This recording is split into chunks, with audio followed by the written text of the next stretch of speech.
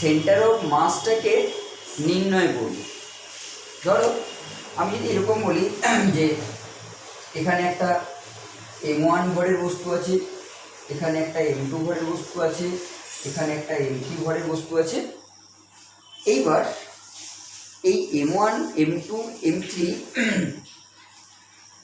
এই বস্তুগুলো অর্থাৎ এগুলো কি না বস্তু কণা, কণা বস্তু।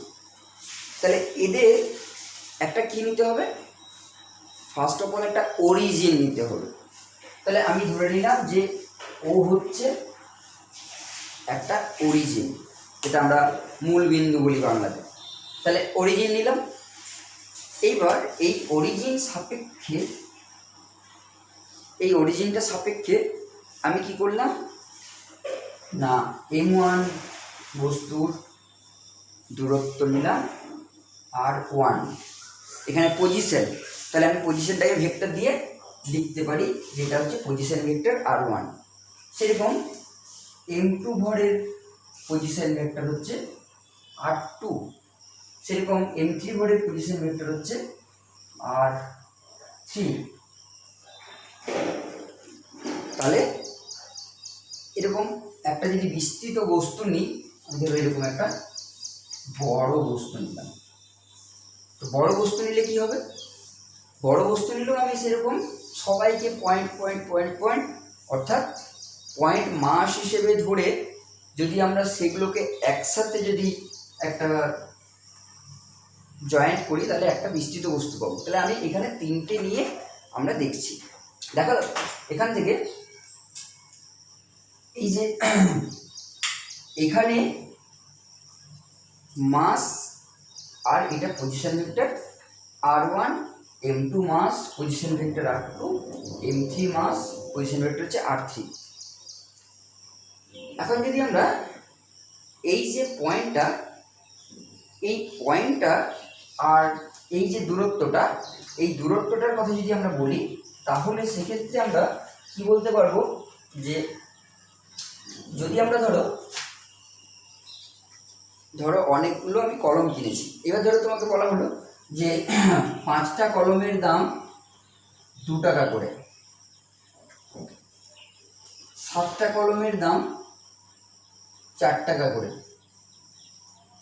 এরকম আমি হয়তো আবার বললাম যে 9টা কলমের দাম নিচ্ছি আমি 4 টাকা করে বা 6 টাকা করে, এরকম করে আমি অনেকগুলো কলম নিলাম।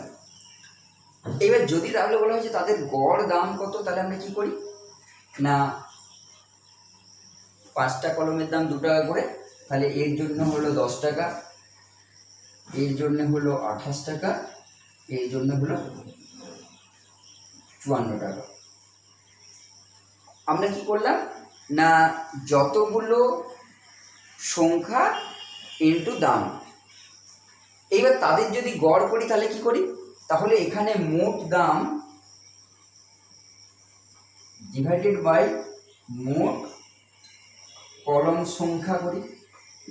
তাহলে এখানে কত আসবে 10 যুক্ত 28 যুক্ত 54 ডিভাইডেড বাই 5, 7 আর 9, তার মানে 21। তাহলে এখানে দেখো এখানে কি ছিল, এখানে তাহলে 28 আর 10 38 আর 54, 8 আর 12 2 হাতে হলো 1, 5 2 7 আর 9, এটা হলো আমার গড় দাম, গড় মূল্য। তার মানে আমি এখানে গড় পেলাম, কলমগুলোর গড় মূল্য পেলাম। আমি যদি সেই রকম সেন্টার অফ মাসটাকে যদি আমি একটা গড় পজিশন হিসেবে এবং গড় একটা ভর হিসেবে ধরি, তাহলে আমি যদি ধরে নিই যে এখানে এই একটা পয়েন্ট নিলাম, যে পয়েন্টটা এই অরিজিন থেকে r ডিস্টেন্স দূরে এবং m is the mass centre of mass of the rigid body. তাহলে দেখো আমরা এখানে এই যে পয়েন্টগুলো নিচ্ছিলাম, পয়েন্ট মাসগুলো, সেই পয়েন্ট মাসগুলোর যদি আমরা ওইরকমভাবে M1 পয়েন্টের দূরত্ব হচ্ছে R1, তাহলে যদি আমরা এই পয়েন্টটার দূরত্ব এবং ভর এই দুটোর যদি গুণফল করি, অর্থাৎ এটা আমরা কি চাইছি না ফার্স্ট পার্টিকেলটা পাচ্ছি m1 r1। আমি যদি শুধু ম্যাগনিটিউড নিই তাহলে ম্যাগনিটিউড নিলে শুধু আমি r1 বলছি, শুধু ম্যাগনিটিউড নিচ্ছি, তাহলে m1 r1। পরেরটার কত, তার মানে m1 পার্টিকেলটা r1 ডিস্টেন্সে আছে, তাহলে m1 r1 নিলাম। m2 পার্টিকেলটা r2 ডিস্টেন্সে আছে, তাহলে m2 r2 নিলাম। m3 পার্টিকেলটা r3 ডিস্টেন্সে আছে, তাহলে m3 r3 নিলাম।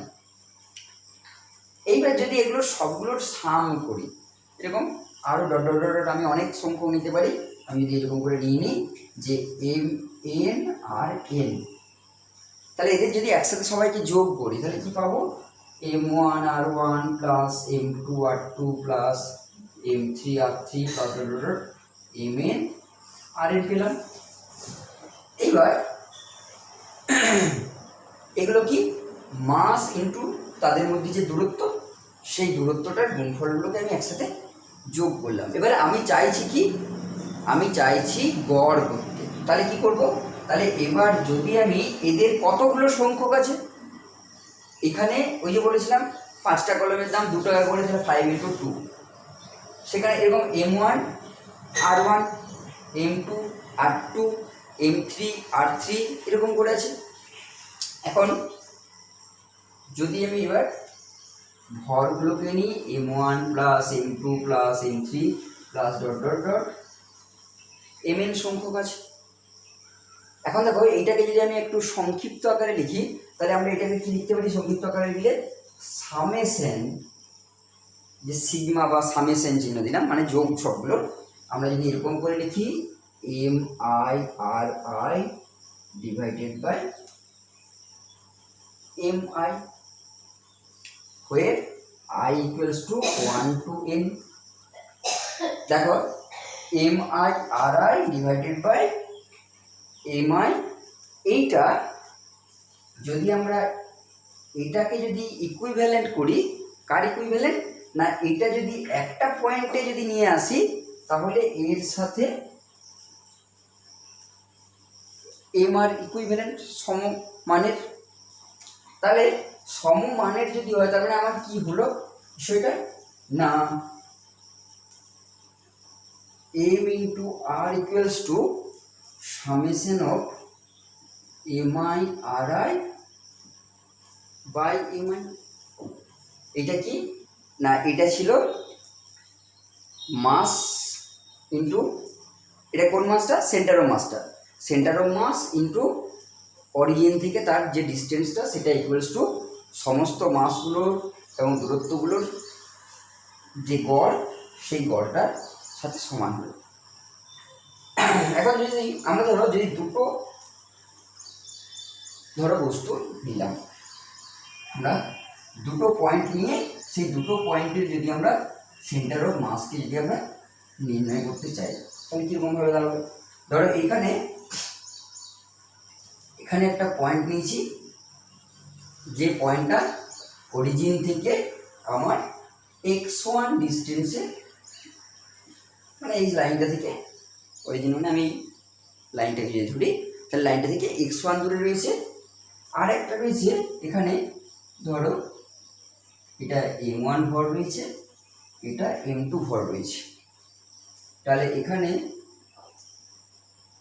m2টা আছে x2 দূরত্ব। এদের যদি আমি সেন্টার অফ মাসটা যদি আমি নির্ণয় করতে চাই, তাহলে আমি যদি ধরে নিই যে এইখানে this is the centre of mass, আমি এখানে নাম দিচ্ছি CM পয়েন্টার, সেটা ধরে নিচ্ছি কি না xn ডিস্টেন্সে রয়েছে। তাহলে এই হিসেবটা আমরা কিভাবে নেব না, এই হিসেবটা নেব, দেখো তাহলে এইখান থেকে এই ডিস্টেন্সটা যদি আমরা ডিস্টেন্স মানে পজিশন ভেক্টর আর m1 এর যদি গুণ করি, তাহলে m1 x1, এখান থেকে যদি করি m2 x2, তাহলে প্লাস করব m2 x2 ডিভাইডেড বাই কি করব না মাসের সমষ্টি, তাহলে m1 প্লাস m2। তাহলে এই যে এই সেন্টার অফ মাস যেটা, তার পজিশনটা হয়ে যাচ্ছে এইটা। এটা হলো আমাদের একটা কোনো একটা বস্তুর, দৃঢ় বস্তুর ক্ষেত্রে তার ভর কেন্দ্র নির্ণয়ের একটা নিয়ম।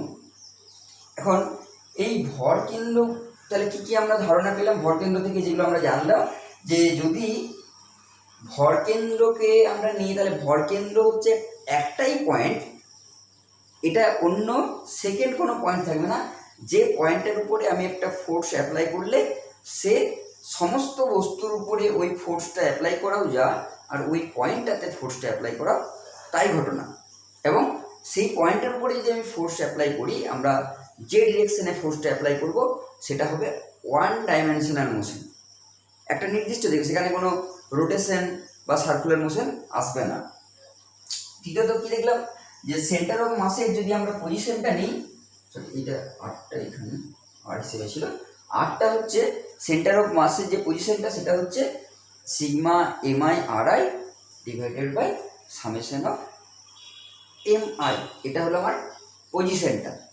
এবার দেখো এই সেন্টার অফ মাসের পজিশনটা কোথায় হতে পারে? আমাদের বিভিন্ন ধরনের শেপের বস্তুর ক্ষেত্রে সেন্টার অফ মাসের পজিশনটা বিভিন্ন জায়গায় হতে পারে। যেমন আমি এই ধরো একটা এরকম রেক্টেঙ্গুলার যদি আমি শেপের কোনো বস্তু নিই, তার সেন্টার অফ, যেমন আমি বইটা দেখাচ্ছিলাম, বইটার যদি সেন্টার অফ মাসটা নিই, তাহলে এদের যে কর্ণগুলো যেখানে ছেদ করেছে, সেই ছেদ বিন্দুটা হবে তাদের সেন্টার অফ মাসের পজিশন। আমি এই ধরো একটা সার্কেল নিই, সার্কেলের সেন্টারটা হবে তার পজিশন। সেরকম যদি ধরো আমি একটা ট্রায়াঙ্গেল নিলাম, ট্রায়াঙ্গেলের যদি আমি এই মধ্যমাগুলোকে যদি আমি একসাথে একটা বিন্দু দিয়ে পাস করাই, তাহলে যে বিন্দুতে পাস করছে সেই বিন্দুটা হচ্ছে তার সেন্টার অফ মাসের পজিশন। এরকম আমাদের বিভিন্ন, যদি আমি ধরো একটা সিলিন্ড্রিক্যাল শেপের নিই, তাহলে সিলিন্ড্রিক্যাল শেপের নিলে এর যে এক্সিসটা যে বিন্দু দিয়ে যাচ্ছে সেই বিন্দুটা হবে তার সেন্টার অফ মাসের পজিশন। আমরা এরকমভাবে পজিশনগুলোকে আমরা নিতে পারি। তাহলে সেন্টার অফ মাসের পজিশন পেলাম। এইবার আমরা কি দেখব, যে যদি একটা এরকম বিস্তৃত বস্তুর উপরে যদি আমি ফোর্স অ্যাপ্লাই করি, তাহলে সেখানে দেখো সেই তার যেরকম পজিশনটা একটা ইউনিক ডিরেকশনে, অর্থাৎ একটা নির্দিষ্ট দিকে হচ্ছে। এবার ধরো যেমন দেখবে বাড়িতে হয়তো দরজা যদি তোমরা খুলতে চাও, বাড়িতে দরজা খুলতে গেলে যদি আমি এরকম করে ধরো দেখি, এটা যদি আমার দরজাটা যেখানে কবজা দিয়ে আটকানো আছে, আর পাল্লাটার এই দিকটা ইজিলি খুলছে, এই দিকটা লক করা আছে, এটা কবজা দিয়ে এখানে আটকানো থাকে। এবার ধরো তুমি যদি এই কবজাটা যেখানে আছে সেই জায়গাতে যদি ঠেলে দরজাটাকে খুলতে বা বন্ধ করতে চাও, দেখবে অনেক বেশি জোরে ঠেলতে হচ্ছে তোমাকে। এবার যদি তুমি এর একদম শেষ প্রান্তটা দেখবে, যেখানে আমাদের দরজার যে কোনো দরজার হ্যান্ডেল যেগুলো দেওয়া থাকে, হ্যান্ডেলগুলো কখনোই যেদিকে দরজার ফ্রেমটা, সেই ফ্রেমের দিকে কখনোই দেওয়া থাকে না। কোথায় দেওয়া থাকে? শেষ প্রান্তে। তা শেষ প্রান্তে কেন দেওয়া হয়? এখানে দরজার হ্যান্ডেলটা এই জায়গাতে দেওয়া থাকে, কখনোই এই দিক যে দিকটা লক করা থাকে কবজা দিয়ে, সেই দিকে দেওয়া থাকে না। তাহলে সেটা কি করে, কেন দেওয়া থাকে? দেখো আমি ধরো একটা যদি বস্তু নিই, সেই বস্তুটার উপরে আমি একটা বিস্তৃত বস্তু নিচ্ছি লম্বা, ধরো এই কলমটা আমি নিয়েছি। এইবার এই কলমটাকে আমি কি করেছি, কলমটাকে এখানটায় আমি একটা পয়েন্ট করে, অর্থাৎ এই জায়গাটা আমি লক করে দিয়েছি। এই কলমটাকে লক করে দেওয়ার পর এই কলমটার উপরে আমি এখানটা ধরে ঠেলার চেষ্টা করছি, একদম যে পয়েন্টটাতে আমার লক করা আছে সেই পয়েন্টটাকে ধরে সরানোর চেষ্টা করছি, ওখান দিয়ে সরাতে গেলে সরছে না। এবার আমি একটুখানি পজিশনটা চেঞ্জ করলাম, একটুখানি বাইরের দিকে এলাম, একে সরাচ্ছি, দেখছি যে সহজেই কিছুটা মুভ করছি, যে ঠেলে সরানো যাচ্ছে। এবার যদি আমি আস্তে আস্তে আরেকটু বাড়াই, দেখছি আরেকটু সহজে সরানো যাচ্ছে। যদি এই লাস্ট প্রান্তে সরাই, একদম খুব ইজিলি এখানে সরানো যাচ্ছে। তাহলে সেরকম এখানেও যদি দরজাটার ক্ষেত্রে যদি দেখি যে এই জায়গাটা আমার লক করা আছে, এইবার সেই লক পজিশন থেকে যদি আমি যত দূরে ফোর্সটা অ্যাপ্লাই করছি, তত দেখছি সহজে সেটা ওই বলটাকে কাজে লাগানো যাচ্ছে। এখন এই যে এই সহজে কোনো একটা জায়গার উপরে বল প্রয়োগ করে যদি আমি সরাতে পারি, তাহলে এই বিষয়টাকে বলা হচ্ছে যে বলের ভ্রামক। তাহলে বলের ভ্রামক জিনিসটা কি? মোমেন্ট অফ ফোর্স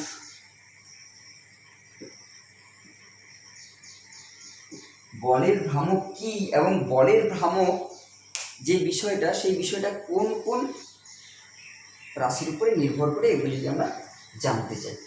দেখো, বলের ভ্রামকটা হচ্ছে যে যদি কোনো একটা বস্তুর উপরে বা কোনো একটা সিস্টেমের উপরে, আমরা যদি সিস্টেম হিসেবে বলি, কোনো একটা সিস্টেমের উপরে যদি আমি ফোর্স অ্যাপ্লাই করি, তাহলে সেই ফোর্সের জন্যে প্রযুক্ত বলের মান, এবং আমরা এখানে কি করেছিলাম, একটা পয়েন্ট ফিক্সড করেছিলাম।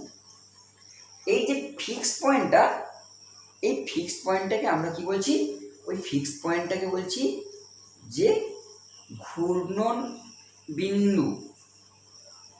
যে ফোর্সটার জন্যে এটা ঘুরতে চাইছে, আমরা যেমন ধরো একটা যখন সুতো দিয়ে পাথরকে বেঁধে ঘোরাচ্ছিলাম, তাহলে এখানে আমরা নিয়েছিলাম ঘূর্ণন বিন্দু, মানে ওই বিন্দুটাকে কেন্দ্র করে সে আবর্তন করছে। তাই এখানেও সেরকম যদি আমরা একটা ফিক্সড পয়েন্ট নিই, তাহলে এইটাকে আমরা কি বলছি, ঘূর্ণন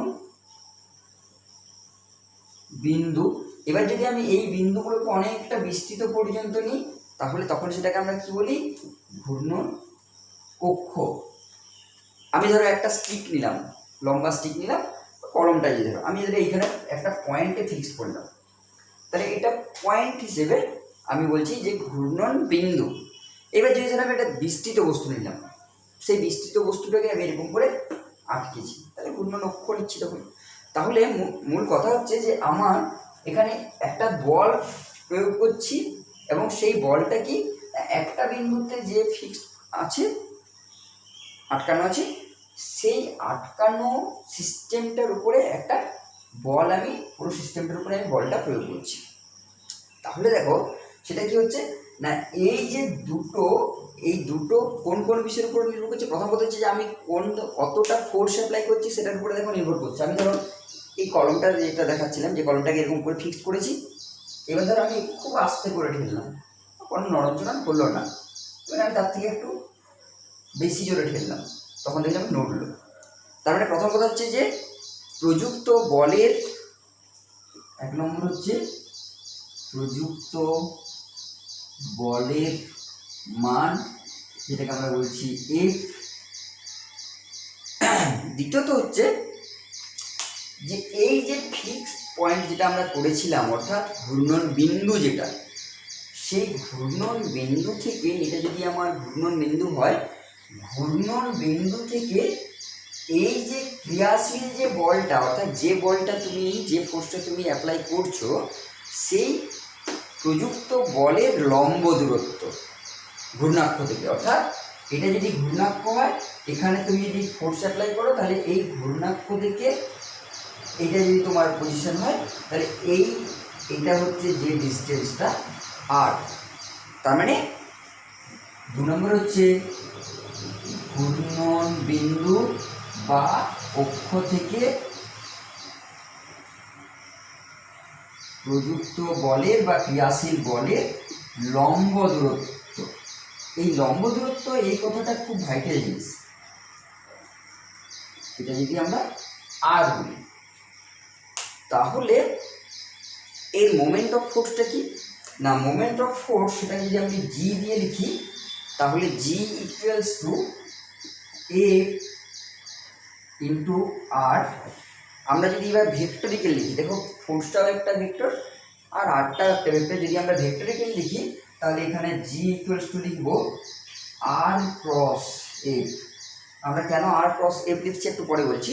তাহলে দুটো বিষয়ের উপরে নির্ভর করছে, প্রযুক্ত বলের মানটা উপরে একটা, অর্থাৎ ক্রিয়াশীল যে বলটা সেই ক্রিয়াশীল বলের উপরে নির্ভর করছে। আরেকটা হচ্ছে এই যে অক্ষবিন্দুটা নিচ্ছি বা বিন্দু, আমরা যদি ঘূর্ণন অক্ষটা যদি বলি তাহলে ওই অক্ষ থেকে লম্ব দূরত্ব, সবসময় লম্ব দূরত্ব নিতেই হবে, কিন্তু কোনো সময় আমরা অন্য কোনো রেডিয়াল ডিস্টেন্স বা অন্য কোনো কৌণিক দূরত্ব আমরা নেব না, সবসময় লম্ব দূরত্বকে নেব। তাহলে সেক্ষেত্রে এই দুটোর গুণফলটা হবে তাদের মোমেন্ট অফ ফোর্স, অর্থাৎ যেটাকে আমরা আবার অনেক সময় বলি টর্ক, এটাকে আমরা আবার টর্ক হিসেবে বলি, সেটাকে এরকম টাও দিয়ে ডিনোট করা হয়, টাও, এটাও ভেক্টর হিসেবে ডিনোট করব। এখন দেখো এইবার আমরা এর যদি ভেক্টরিক্যালি যদি আমি ম্যাথামেটিক্যাল যদি নোটেশনটাকে দেখি, দেখো আমরা এর আগে যখন ভেক্টর পড়েছিলাম তখন আমরা দেখেছিলাম যে ক্রস প্রোডাক্টের ক্ষেত্রে আমাদের A cross B equals to B cross A এটা হয় না। তাহলে আমি R cross F equals to F cross R লিখতে পারবো না। কেন আমরা আর এবং এফকে আগে আর নিচ্ছি পরে এফ নিচ্ছি আমরা সেটা দেখব। যেমন ধরো আমরা যদি বলি যে একটা ধরো ঢাকনা খুলছি, বোতলের ঢাকনা, আমি যদি কলমের ঢাকনাটা খুলতে চাই, তা কলমের ঢাকনাটা যদি খুলতে চাই তাহলে আমার এর সেন্টার অফ মাসটা, এটা সিলিন্ড্রিক্যাল শেপের সেন্টার অফ মাসটা কোথায় বললাম, একদম মাঝখানে পয়েন্টে থাকবে। এটা যদি আমি এরকম করে বলি তাহলে এখানে থাকবে সেন্টার অফ মাসের, তার মানে আমি যদি ওই এক্সিসটার সাপেক্ষে যদি আমি ওকে দেখতে চাই তাহলে দেখো এইটার উপরে আমি কি করছি, এদিকে দেখো এরকম করে একটা ফোর্স অ্যাপ্লাই করছি। তাহলে এর উপরে প্রযুক্ত বলটা কোন দিকে, এর বাইরের দিকে, অর্থাৎ এটা যদি তার ঘূর্ণাক্ষ যদি হয় তাহলে এইখান থেকে এই ডিস্টেন্সটা হচ্ছে তার, আমি যদি একটু বড় হিসেবে দেখি, এখান থেকে এই ডিস্টেন্সটা হচ্ছে তার লম্ব দূরত্ব এই পয়েন্ট থেকে এখানে। এইবার এই পয়েন্টে আমি এদিকে ফোর্সটা অ্যাপ্লাই করছি এইটা। তাহলে দেখো এইটা হচ্ছে কি, এইটা হচ্ছে ফোর্সের ডিরেকশন, এটা ফোর্সের ডিরেকশন, আর এইখান থেকে এই ডিস্টেন্সটা হচ্ছে তার লম্ব দূরত্ব। তাহলে দেখো এটা যদি ফোর্স হয়, এটা ফোর্স, আর এটা যদি তার সেন্টার অফ যে আমাদের অক্ষটা নিচ্ছিলাম বা বিন্দুটা নিচ্ছিলাম সেই বিন্দু অক্ষ থেকে এইটা হচ্ছে দূরত্ব, আর এই দিকটা হচ্ছে প্রযুক্ত বল। তাহলে এখানটায় এই কোণটা কত, 90 ডিগ্রি। তাহলে এই কলমের ঢাকনাটা এইটা আমি কি করছি, এইখান থেকে এই দূরত্বটা নিলাম, অর্থাৎ এই সেন্টার থেকে এই লাস্ট যে পয়েন্টটা, আর আমি এখানে ঘোরাচ্ছি। তো কি করছে, ও তখন বাইরের দিকে ঘুরে আসছে। তাহলে দেখো আমরা এর আগের দিনও দেখেছিলাম যে যদি স্ক্রু নিয়ম হিসেবে দেখি, স্ক্রু, তাহলে স্ক্রুটাকে আমি ধরো এইখানে, এটা হচ্ছে আমার ফোর্সের ডিরেকশন, আমি এখানে এইদিকে ফোর্স দিচ্ছি, স্ক্রু ড্রাইভারটাকে ধরেছি, এটা হচ্ছে আমার ড্রাইভারটা ধরা আছে, এটা এই বুড়ো আঙুলটা থামটাকে যদি আমি ধরি, যেটা ড্রাইভারের মাথাটা। এইবার আমি ওকে কি করছি, আমি ওকে এই দিকে ঘোরাচ্ছি, অর্থাৎ এই দিকে ঘোরানোর মানেটা কি, আমি একে অ্যান্টি ক্লকওয়াইজ ঘোরাচ্ছি। তাহলে দেখো এটা হচ্ছে আমার অ্যাপ্লাইড ফোর্সটা এটা। এবার আমি একে এরকম করে ঘোরাচ্ছি, ওর হেডটা কি হচ্ছে, হেডটা বাইরের দিকে বেরিয়ে আসছে, ঢাকাটা যখন খুলছি, বোতলের ঢাকা খুলছি, বোতলের ঢাকা খুললে দেখো এইদিকে তোমার ফোর্সের ডিরেকশন আর আরের ডিরেকশন যদি আমি নিই তাহলে আরটা হচ্ছে বাইরের দিকে, এফটা হচ্ছে তার সাথে লম্ব হবে। সেটা যদি আমি অ্যাপ্লাই করি দেখো ঢাকনাটা উপরের দিকে খুলছে। তার মানে এটা যদি হয় আর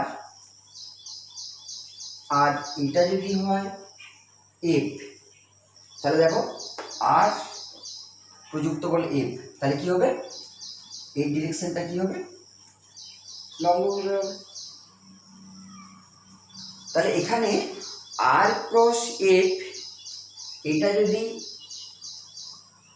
এই চিহ্নটা দিলাম মানে কি অ্যান্টি ক্লকওয়াইজ যদি হয় তাহলে সেটা হচ্ছে পজিটিভ। তার মানে তখন এর মোমেন্ট অফ ফোর্সটা কি হবে পজিটিভ মোমেন্ট অফ ফোর্স।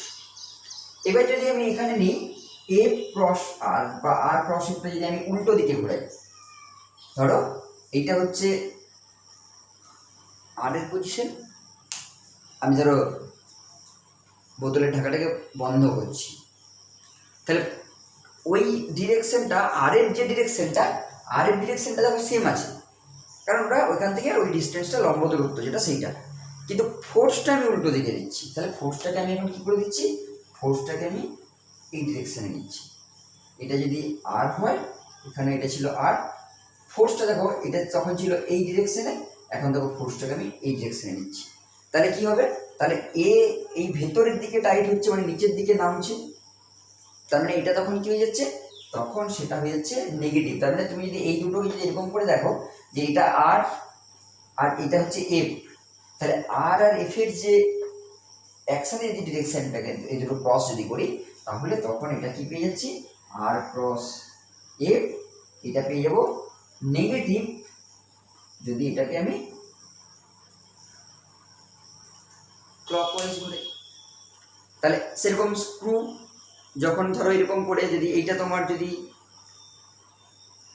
হেডের ডিরেকশনটা হয় আর এইখান থেকে এটা যদি আমি রেডিয়াল ডিস্টেন্সটাকে ধরি, যদি লম্ব দূরত্বটাকে ধরি এখান থেকে, তাহলে এই অক্ষ সাপেক্ষে অর্থাৎ তখন তার কী হচ্ছে, এটা হচ্ছে অক্ষ সাপেক্ষে যদি আমি ফোর্সটাকে অ্যাপ্লাই করি তাহলে দেখো এইদিকে যখন ঘোরাচ্ছি তখন সে ভেতরের দিকে যাচ্ছে, যখন আমি এটাকে এইদিকে ঘোরাচ্ছি অর্থাৎ এই আঙুলের ভাঁজটা যদি আমি এরকম করে দেখি তাহলে ওকে তখন বাইরের দিকে যখন ঘোরাচ্ছি তখন দেখছি সে বাইরের দিকে বেরিয়ে আসছে।